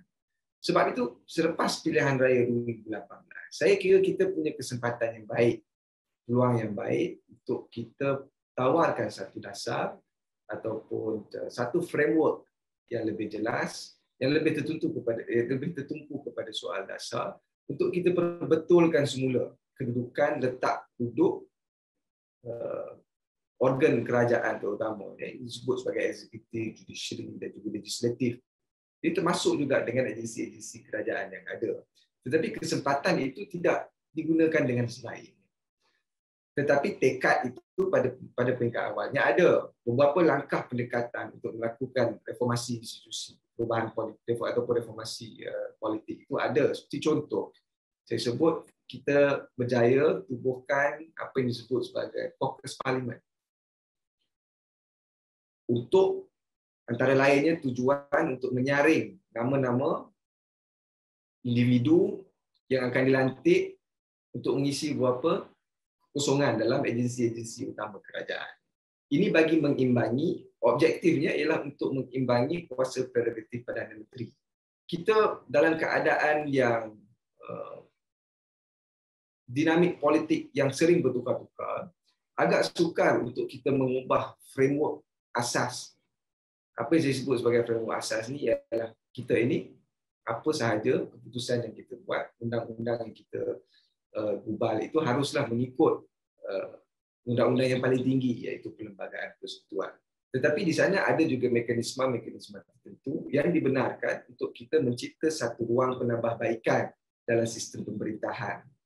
Untuk kita apa yang selalu disebutkan sebagai good governance dan sebagainya. Jadi itu antara langkah awal. Tetapi kemudiannya apabila itu dibuat, pelaksanaannya tidak ada.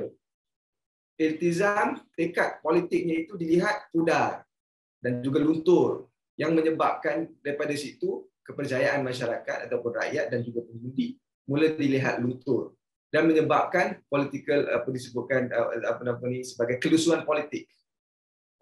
Political fatigue. Menyebabkan apa yang seperti Saudara Nakib sebutkan tadi bahawa orang dah mula cakap tentang samalah mana-mana pihak pun gini yang itu pun sama, yang ini pun sama, yang akhirnya orang mula putus harapan dalam politik.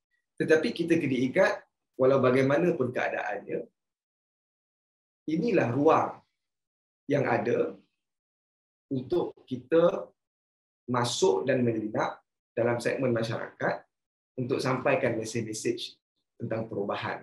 Sebab ini memerlukan collective effort. Ini bukan satu kerja orang politik semata-mata. Mahasiswa harus memainkan peranannya. Bukan hanya orang politik saja yang perlu turun ke kawasan desa, kawasan pedalaman untuk bagi pencerahan, untuk salurkan maklumat kepada masyarakat. Tetapi golongan mahasiswa, CSO, civil society dan sebagainya, ini juga ada peranan mereka untuk memastikan bahawa agenda-agenda fundamental untuk menuju ke arah negara yang lebih baik itu dapat direalisasikan. Aira duduk dalam think tank, ideas dan sebagainya, itu memainkan peranannya dalam menasihati kerajaan. Menawarkan cadangan-cadangan penambahbaikan dalam tata kelola dan juga pengurusan kerajaan untuk kita pastikan bahawa ada instrumen yang jelas, semak dan imbang, tidak ada penyalahgunaan kuasa dan sebagainya. Tetapi akhirnya ini kembali semula kepada soal attitude. Akhirnya sebab pemimpin ini, dia ada kuasa. Sebab itu dalam komponen korupsi ini bagi saya, penyalahgunaan kuasa itu yang paling teruk sekali. Daripada situlah dia akan melahirkan banyak masalah selepas daripada itu. Kalau kita boleh ambil contoh daripada sudut politik, perubahan selepas daripada langkah Sheraton. Misalnya, itu kita menyaksikan keruntuhan institusi yang sangat dahsyat. Dan seolah-olah apa yang disebutkan oleh kebimbangan yang dibangkitkan oleh Dr. Syed Hussein Al-Attas itu juga ialah real berkenaan dengan revolusi kaum bebal. Yang mana kita menyaksikan, ini istilah bebal ini ialah istilah akademik. Dia bukan istilah untuk menghina dan sebagainya, tetapi untuk istilah dalam ruang perbincangan akademik yang merujuk kepada mereka yang gagal untuk menganalisa masalah, memahami masalah, menawarkan solusi yang terbaik untuk masalah. Sebab itu apabila diumumkan pembentukan sebuah kerajaan yang baru, berteraskan kepada scheme of things, Itu yang akhirnya kita menyaksikan keruntuhan institusi, masalah ekonomi, krisis kesihatan, masalah pendidikan, sehinggalah menyebabkan kepada keadaan kita sekarang ni pada hari ini. Contoh yang paling dekat ialah berapa banyak pelaburan yang dikeluarkan untuk infrastruktur awam, pengangkutan awam khususnya. Dan apa yang terjadi apabila berlaku masalah dalam pengurusan pengangkutan awam, orang yang bertanggungjawab tidak menyelesaikan masalah akar, tetapi sebaliknya memberi gula-gula kepada rakyat dengan harapan bahawa keadaan itu dapat diredakan sedikit, kemarahan itu dapat diredakan sedikit. Jadi ini contoh attitude yang saya kira tidak membantu sama sekali dan tidak memberi sebarang nilai tambah kepada keadaan semasa. Sebab itu proses kita untuk melakukan perubahan ini daripada sudut parti politik ini, yang pertama, haruslah menunjukkan sikap dan juga tekad serta iltizam politik yang jelas. Saya pemuda dalam Parti Keadilan Rakyat dan saya kira pemimpin saya, presiden saya juga, sejak daripada awal konsisten untuk bercakap tentang soal rasuah, penyalahgunaan kuasa, kebebasan institusi, terutamanya institusi kehakiman, kerana ini akhirnya fundamental structure ini yang akhirnya akan menterjemahkan dasar dan juga pendekatan politik yang akan memberi kebaikan kepada rakyat. Sebab nak tak nak kita kena akui bahawa jurang di antara persoalan dasar dan juga bread and butter rakyat, and at the end itu jurangnya yang terlalu lebar, itu menjadi tanggungjawab kepada kita untuk merapatkan semula jurang itu. Maksudnya untuk kita relate masalah dasar ini dengan kehidupan seharian masyarakat di bawah. Sebab kalau kita tak address masalah ini dengan betul, kalau kita tak berjaya untuk yakinkan rakyat tentang masalah yang berlaku, tentang soal rasuah, korupsi, penyalahgunaan kuasa dan sebagainya ini, ianya akan memberi kesan langsung kepada kehidupan seharian rakyat. Sebab itu, dalam apa jua keadaan sekalipun, kita tak boleh ketepikan langsung apabila terutamanya apabila kita nak berhadapan dengan pilihan raya ini. Saya kira orang ramai bercakap apabila kita turun di bawah, turun ke ceramah politik, orang akan cakap bahawa cukup-cukuplah cakap tentang soal 1MDB, soal rasuah dalam kerajaan dan sebagainya. Apa yang kami nak sekarang ni ialah soal perut kami. Soal kehidupan seharian kami, tak ada beras, tak ada duit nak makan apa benda semua. Sedangkan kesan itu ialah kesan langsung. Walaupun apabila kita bercakap tentang soal dasar, itu dia tidak secara jelas memberi refleksi kepada permasalahan bread and butter. Tetapi ini ialah realitinya. Jadi tanggungjawab setiap daripada kita ialah untuk memastikan bahawa masyarakat di bawah tahu dan juga ambil cakna tentang masalah korupsi yang akhirnya menyebabkan penderitaan masyarakat kebanyakan. Jadi saya rasa dah ada notis, tak boleh nak cakap lama dah. Mungkin kita akan ada sesi soal jawab selepas daripada ini. Secara kesimpulannya untuk sesi kita pada malam ini saya rasa round yang terakhir ni, selepas ni kita ada sesi soal jawab. Apa yang saya boleh simpulkan ialah bahawa kita tak boleh putus asa untuk bercakap tentang soal rasuah. Seperti mana kita benci tentang soal judi, tentang soal macam-macam perkara yang lain yang bagi kita itu kadang-kadang dekat dengan kita, kita harus ambil kesempatan yang sama juga untuk pastikan bahawa masalah ini juga dapat dihayati dan diinsafi oleh rakyat kebanyakan, kerana ini ternyata realiti yang ada pada hari ini menunjukkan bahawa sekiranya kita tidak cakna dan ambil lewa tentang apa yang berlaku, persoalan dasar, persoalan rasuah, persoalan korupsi, penyalahgunaan kuasa, ini akan terus menyebabkan negara kita terjerumus ke dalam lembah kebinasaan yang lebih teruk. Jadi saya kira cukup setakat itu. Terima kasih. Saya pulangkan semula kepada Saudara Zikri. Terima kasih Saudara Kamil atas perspektif dari parti politik dan gabungan parti politik yang menuju ke PRU 15 akan datang. Jadi seperti yang disebut tadi, saya rasa ada sesuatu yang menarik bila disebut tentang kita perlu merampas ruang yang ada, ya, pilihan raya satu, pendidikan politik satu, dan bagaimana kita dapat memainkan peranan lah sebagai dari kawan-kawan mahasiswa, kawan-kawan NGO, think tank dan sebagainya, dan berbalik kepada idea asal kepada webinar kita pada malam ini, di mana seperti yang dinyatakan awal tadi, memang terasnya idea ini adalah tentang melawan rasuah dan kronisma. Tetapi ada dua perkara spesifik yang diterangkan secara lanjut di dalam subpoint itu, iaitu pastikan tiada tolak ansur terhadap rasuah dan kronisma di semua peringkat. Dan kedua adalah baik pulihkan Suruhanjaya Pencegahan Rasuah Malaysia untuk menjadi bebas serta meletakkannya di bawah pemantauan Parlimen. Jadi ini merupakan dua poin utama terhadap teras untuk melawan rasuah dan kronisma.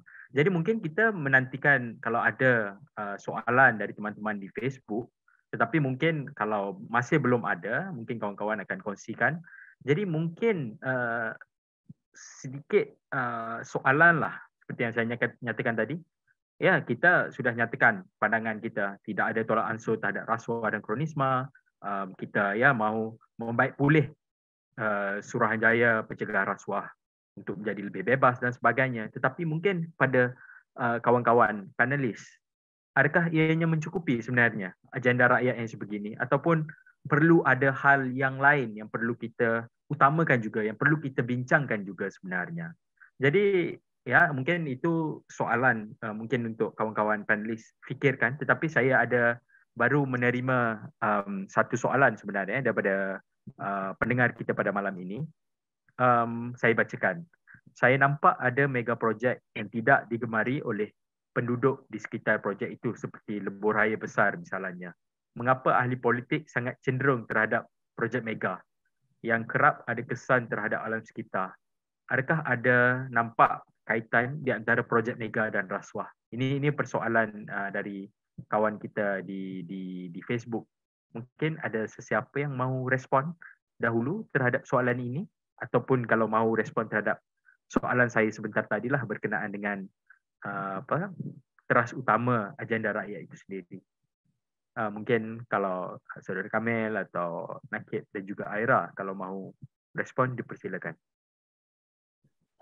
Okeylah, saya boleh cuba respon. Tentang kenapa projek mega diutamakan.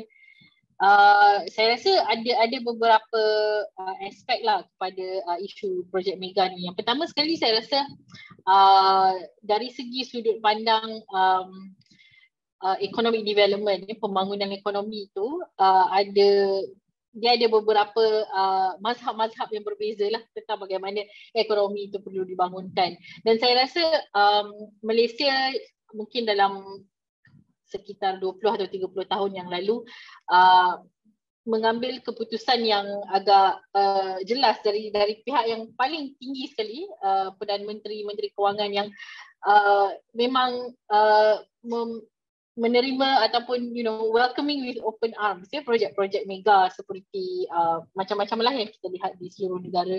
Ada yang hasil daripada pelaburan syarikat-syarikat asing, syarikat-syarikat luar negara seperti China, Australia dan sebagainya.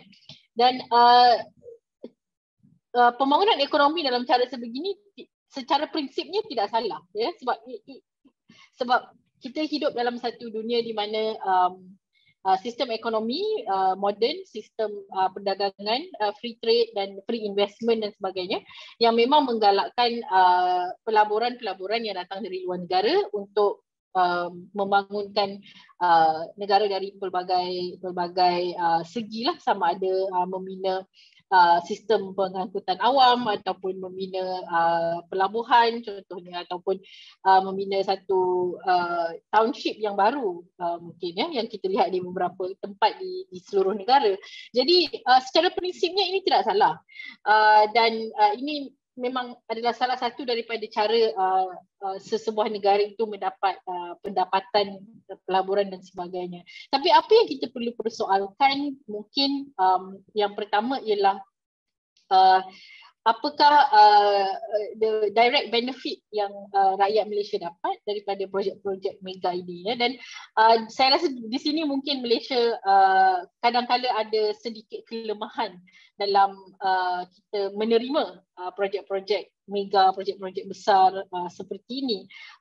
Sebenarnya kita the direct impact kepada rakyat tu mungkin tidak difikirkan ataupun tidak kelihatan dengan begitu jelas, dan yang nampak tu mungkin impact negatif kepada rakyat, ya. Contohnya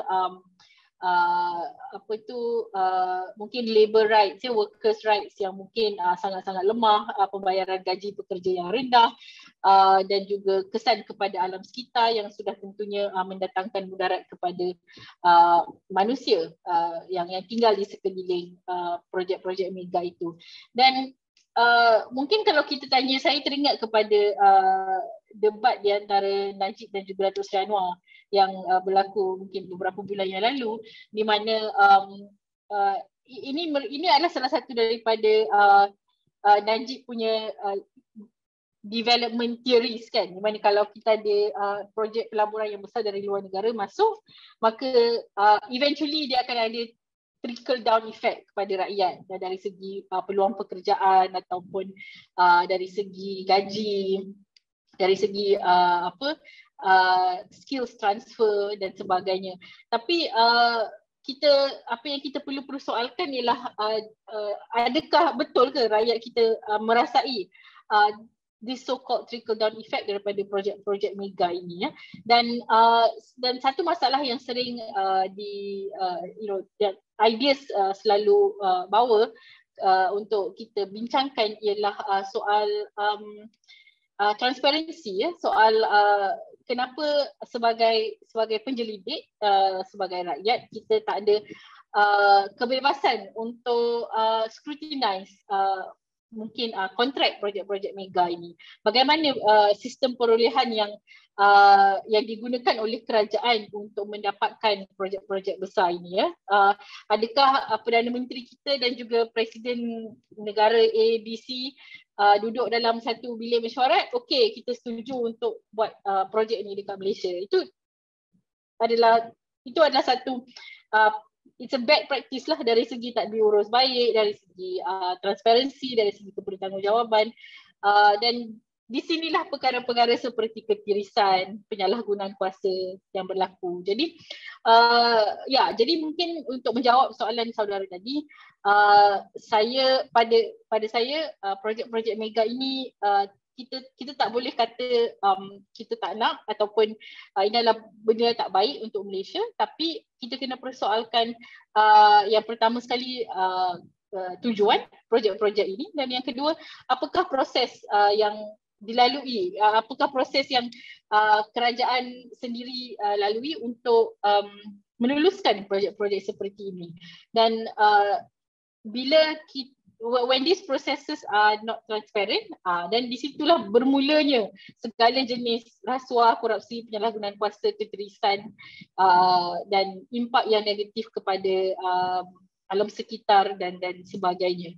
Jadi dan ada banyak kajian yang telah dilakukan sebenarnya di Malaysia dan juga di luar negara tentang impak negatif kepada masyarakat apabila projek-projek mega ini tidak ditadbir urus dengan baik dan tidak mendatangkan manfaatlah kepada rakyat.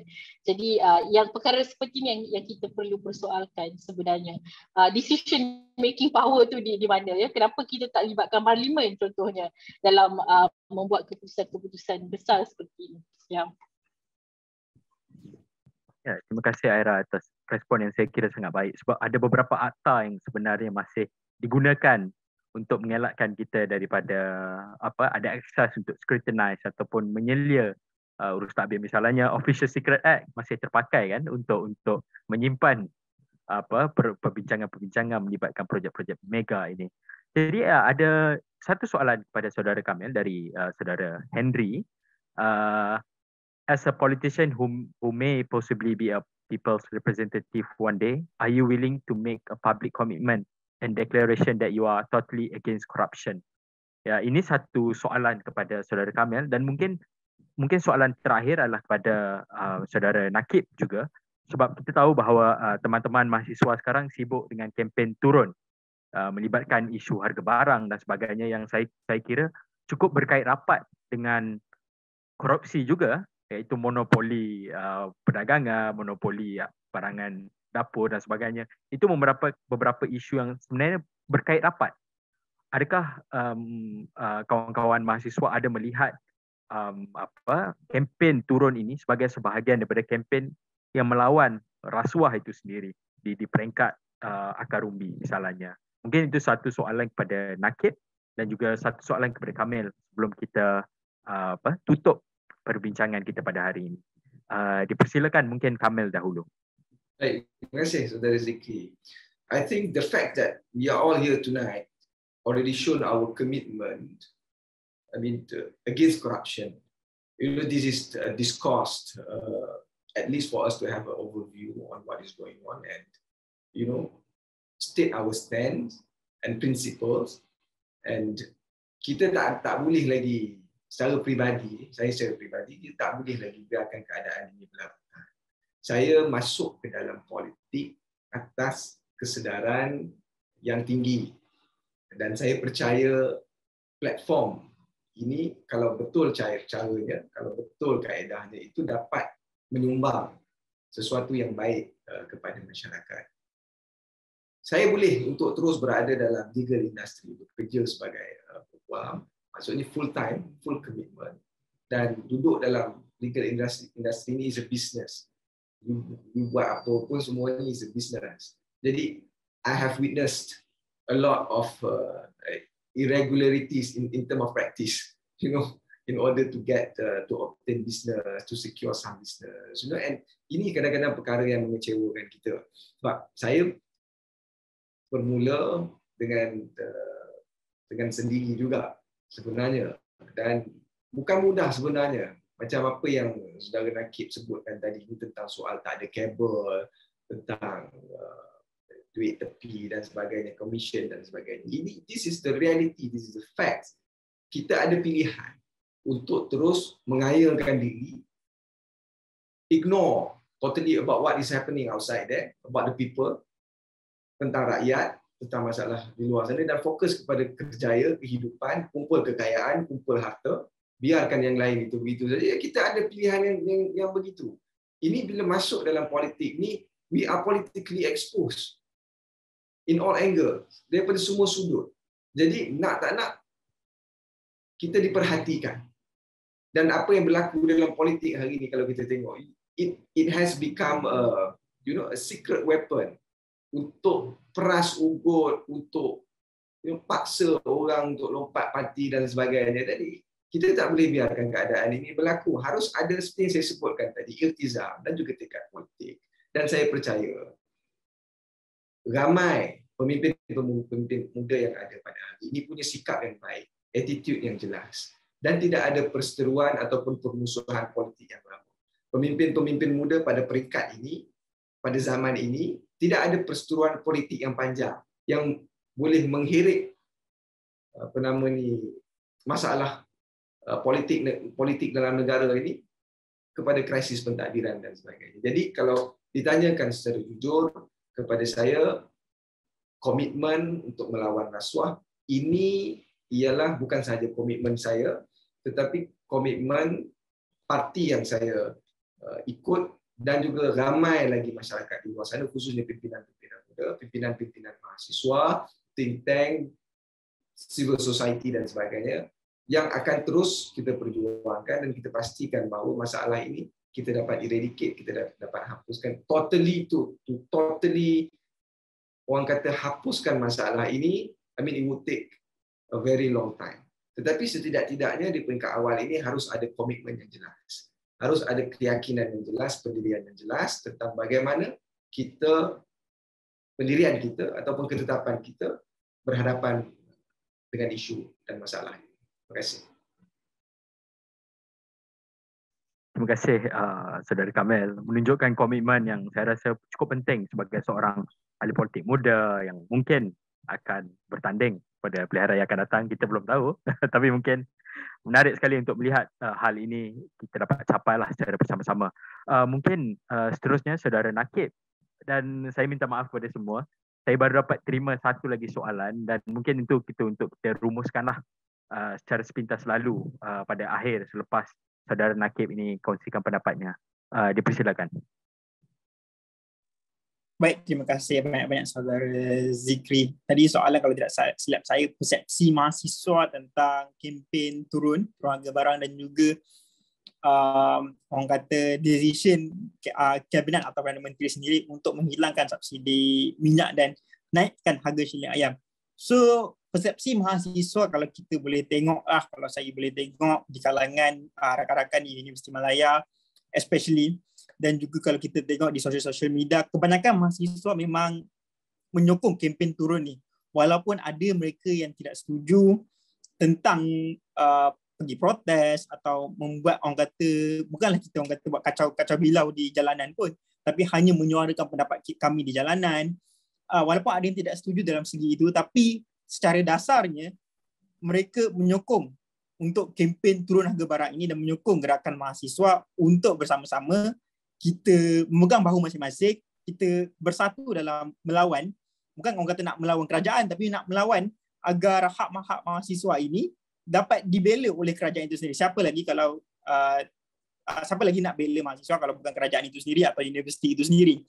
Contohnya kalau di Universiti Malaya ini, contohnya macam saya tidak menginap di college kerana tidak mendapat kuota college, dan college di Universiti Malaya ini hanya untuk pelajar tahun 1 saja. Apabila anda masuk tahun 2 susah nak dapat college. Dan rumah sewa kira-kiranya paling murah pun dapat lebih kurang 900 hingga 1,200 untuk satu rumah flat. Dan kalau kita nak pergi ke rumah-rumah teres, paling kurang 1,800 hingga 2,100. Dan macam saya duduk sekarang ini, duduk 10 orang hanya untuk menampung harga sewa ramai-ramai itu supaya kami boleh dapat makanan. Dan apabila kami dapat tahu harga makanan, contohnya di kafe college pun naik harga, di kafe luar naik harga, di supermarket naik harga. Mahasiswa ini adalah salah satu tempat dalam orang kata dalam limbo. Pada satu masa, mahasiswa perlu bekerja keras untuk fokuskan diri mereka untuk akademik, untuk dapatkan sijil graduasi, degree atau diploma mereka. Tapi pada satu masa juga akibat masalah kewangan, akibat tidak mendapat scholarship atau PTPTN, dan PTPTN pun kalau di Universiti Malaya pun sebenarnya tidak cukup untuk lebih kurang 6 bulan. Hanya cukup untuk bayaran college dan juga bayaran yuran pengajian. Selebihnya kena tanggung sendiri. Jadi mereka ini perlu bekerja part time, perlu cari masa lebih untuk buat bisnes hanya untuk mendapatkan orang kata makan nasi telur kicap hari-hari dan juga membayar yuran. Jadi mahasiswa ini amat terkesanlah dan rata-ratanya persepsinya menyokong kempen turun ini. Cuma terdapat intimidasi oleh contohnya seperti polis. Saya pun baru balik pada pukul 5 tadi, bersolidariti dengan rakan-rakan saya yang ditahan, yang dipanggil untuk membuat statement di IPD Dan Wangi. Dan ada juga rakan-rakan yang seperti saya cakap tadi di IITM Cawangan Kelantan yang diintimidasi oleh rektor mereka sendiri untuk menarik balik statement tentang kempen turun ini. Jadi kalau boleh saya ingin memperjuangkan dan ajak rakan-rakan mahasiswa sendiri untuk memperjuangkan hilangkan intimidasi ini, untuk memperjuangkan agar intimidasi ini tidak ada lagi menjadi tangan-tangan gaib di universiti-universiti dan di luar, dan juga untuk mengajak rakyat lain untuk menyokong kempen turun harga barang ini. So sekian, saya bagi balik dekat Zikri lah. Okay, terima kasih kepada Nakib atas pandangan yang saya rasa pentinglah supaya kita boleh tahu bahawa konteks turun itu dan bagaimana dengan isu misalnya lawan rasuah, kronisme dan sebagainya ini. Jadi mungkin ini soalan terakhir lah, baru masuk tadi kan. Mungkin kawan-kawan boleh baca saya kongsikan di chat box itu. Today there was an article in The Guardian, sebuah surat khabar, suggesting democracy is now pitted against plutocracy. Plutocracy as a form of governance by the wealthy class. This can only happen if politicians are in the pocket or beholden to or at the service of big business interests. Do you see this as corruption and what can be done about this? Jadi ini satu soalan lah, di mana ya kalau kita boleh lihat ada satu artikel yang saya kira oleh Josh Mombiat, seorang wartawan yang mengatakan bahawa terdapat ketegangan di antara demokrasi itu sendiri dan juga plutokrasi. Ya, jadi mereka yang billionaire ini dan mereka warga yang berbilion ini. Jadi bagaimana kita mahu memahami persoalan ini, khususnya dalam soal melawan rasuah. Mungkin kawan-kawan ada pendapat, mungkin seminit lah setiap orang ataupun seminit setengah begitu untuk kita tutup perbincangan kita pada hari ini. Dipersilakan, mungkin Aira ataupun Kamil dahulu, belum nakib lah. Ya.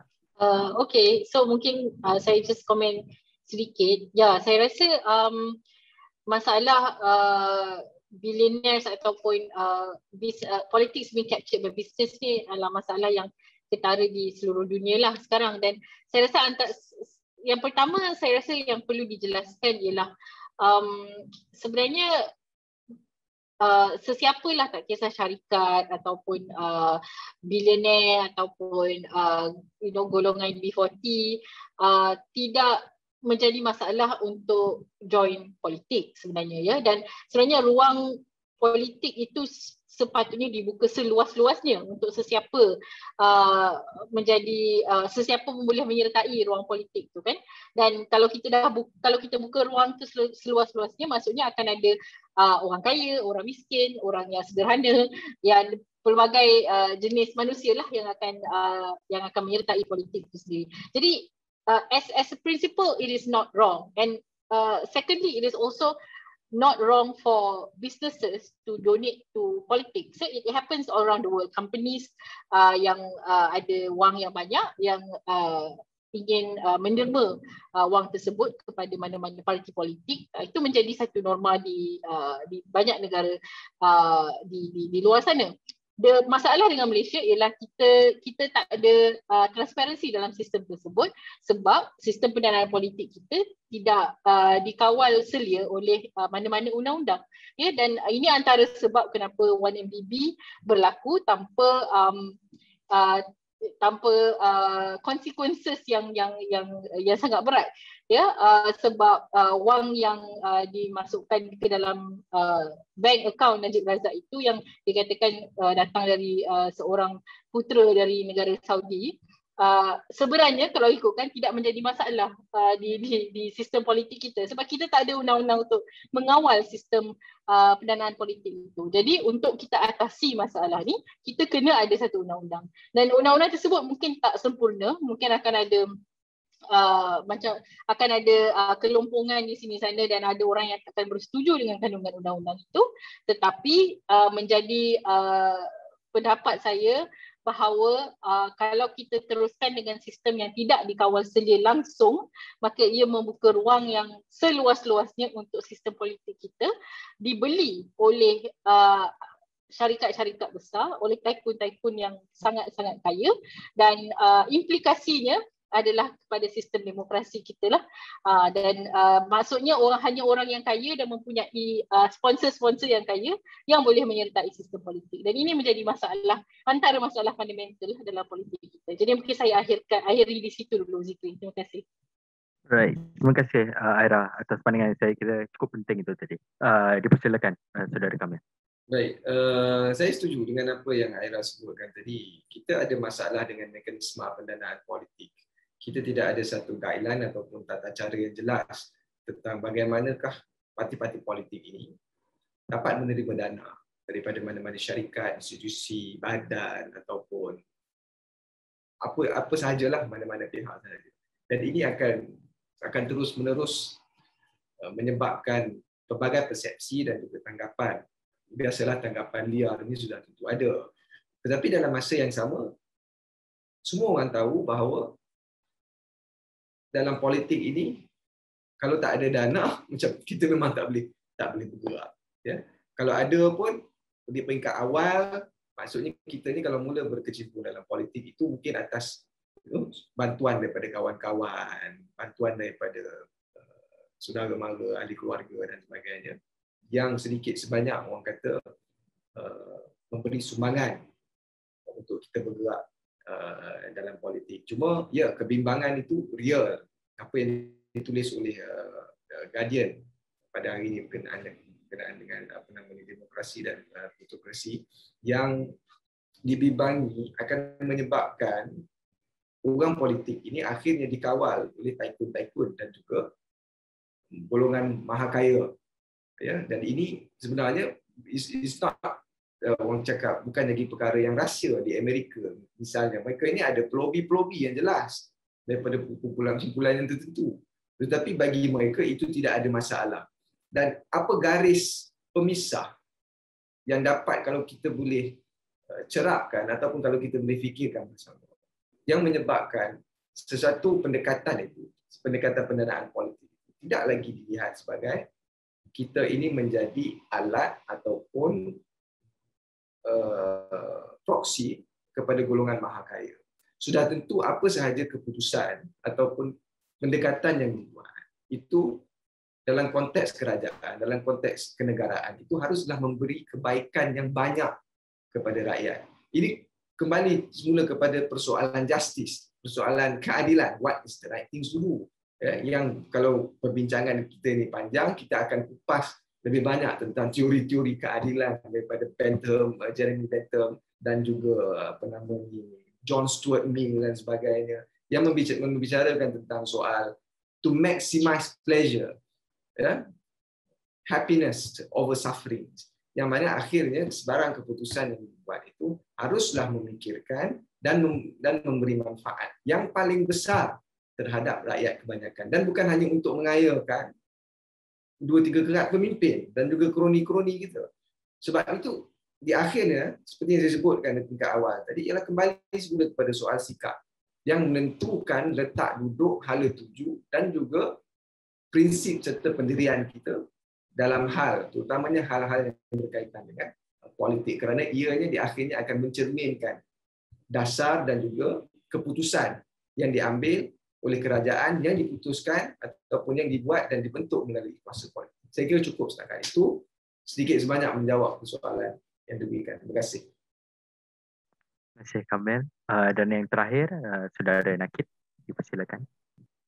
Terima kasih. Pertama kali, saya bersetujulah apa yang seperti Saudari Aira tadi kata. Ini bukanlah salah satu isu yang di Malaysia sahaja. Tapi mana-mana negara pun ada masalah isu ni, di mana sebenarnya kalau di atas orang kata atas dasar, semua orang layak untuk bertanding, semua orang layak untuk mengundi mana-mana yang mereka suka. Dan seperti saudara Kak tadi cakap, kalau kita tak ada duit ke politik ni pun memang takkan gerak ke mana. Saya yang terlibat dalam politik kampus, orang kata politik, orang kata mini politik lah kan, dalam kampus pun harus orang kata crowd fund antara sesama sendiri untuk buat banner, untuk buat bendera, hanya untuk bertanding dalam orang kata dalam universiti saja, dalam kampus saja, apatah lagi di politik nasional. Lagi banyak funding mereka yang perlukan untuk memenangi kursi-kursi yang mereka nak untuk mendapatkan kerajaan. Tapi saya rasa untuk membendung orang kata masalah ini adalah untuk ada satu parti, tak kisahlah badan-badan parti pun, ada satu political will untuk mereka menunjukkan mereka ini lain daripada yang lain. Wakil-wakil mereka ini bukanlah wakil yang daripada bergolongan kaya, golongan elitis yang belajar di London, semua tu. Golongan-golongan yang daripada nelayan. Sepatutnya itulah wakil-wakil parti-parti politik itu untuk pergi bawa ke, contohnya ke ADUN atau kepada member of parliament, supaya mereka ini bila masuk untuk membentangkan pelan negara, wakil-wakil suara nelayan, suara petani, suara mahasiswa sendiri pun ada di dalam perbincangan parlimen itu. Tidaklah orang kata seperti contohnya YB Menteri yang tidak berpihak pada mana-mana pun, tidak ada ilmu dalam kementerian itu sendiri. So maybe itu hanyalah sedikit pandangan daripada seorang mahasiswa. Saya kembali kepada Zikri lah. Terima kasih Nakib. Dengan berakhirnya perkongsian oleh Nakib sebentar tadi, saya selaku pemudacara Saudara Zikri Rahman dengan ini menutup tirai perbincangan kita.